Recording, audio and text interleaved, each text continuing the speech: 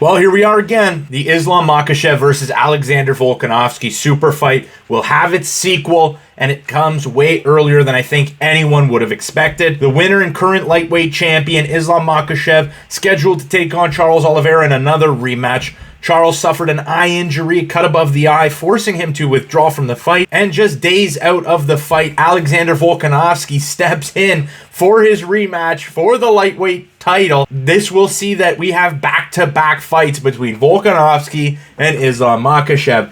I think the short notice in this fight will significantly play an effect. Last fight, I think it wasn't expected that Volkanovski had all the success that he did have. Stats based on UFCstats.com say that Volkanovski landed more significant strikes than Islam in 3 of the 5 rounds, though Islam was more accurate with his significant strikes and shot selection at a significant strike accuracy of around 60%. Islam, the bigger fighter in terms of height, he had the advantage and will have the advantage again, obviously. And the highlights of his game, in my opinion, were actually the kicks to the body that kept Volkanovski on the outside and kept him at range, where Islam was more effective, in my opinion. The body strikes actually made up 31% of Islam's total output, which was his highest percentage of his last 3 fights. And I think that the short notice will take away a lot of the advantages that Volkanovski had later on into the fight, because I do think that Volkanovski was actually showed that he had better cardio than Islam going into the 4th and 5th round. And Volkanovski is a cardio machine. Islam's a cardio machine too in his own right,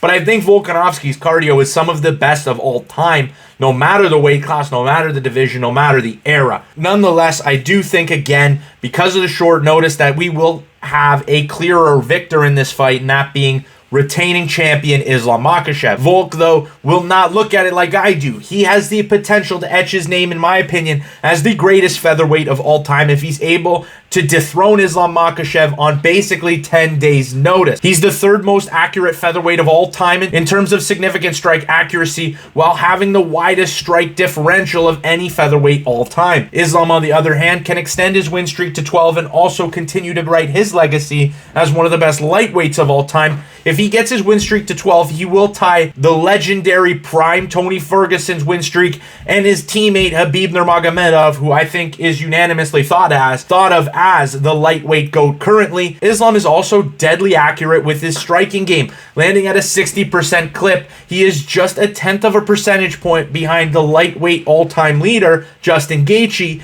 And this is while having Justin Gaethje, he's known as the striker. This is while Islam has top 2 takedown accuracy and takedown defense and absorbs the least number of strikes per minute of any lightweight all time. I can't believe with the short notice, Islam won't again hit the 4 takedown mark that he hit in their first fight. So in terms of this fight, picking a winner, I am not going to do that. I'm going to plant myself and watch greatness. This is a battle between 2 of the era's best mixed martial artists colliding again in another super fight that happens only once in a while, and it happens in the UFC's probably most exciting division, most well-rounded division, the lightweight division. This fight has the potential to, again, like their first fight, go down in history in the super fight spot in the Hall of Fame of the UFC, and I'm interested to see who will take the victory, who will perform in this spot, if Islam can continue his dominance over the lightweight division, or if Alexander Volkanovski can make a statement as the fighter moving up on short notice